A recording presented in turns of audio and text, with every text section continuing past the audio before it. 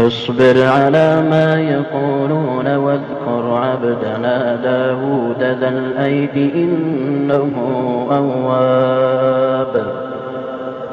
إنا سخرنا الجبال معه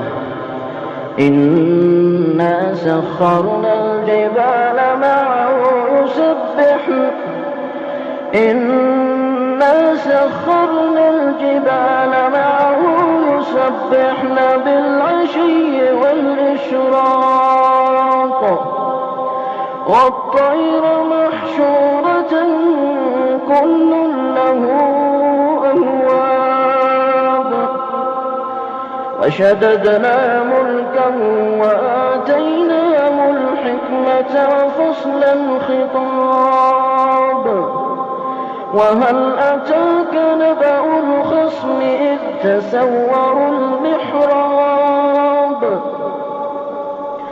إذ دخلوا على داود ففزع منهم قالوا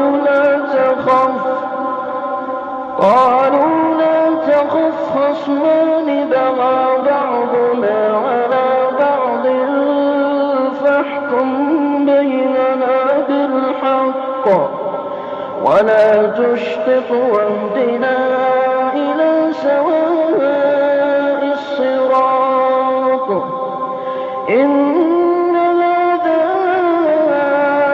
أخي له 99 نعجة ولي نعجة واحدة فقال أكفلنيها وعزني في الخطاب.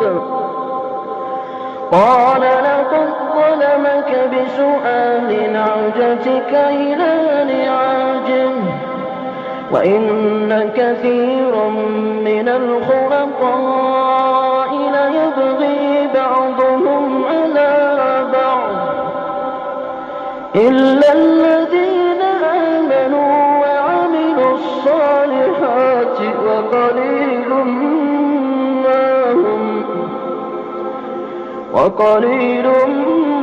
ما هم.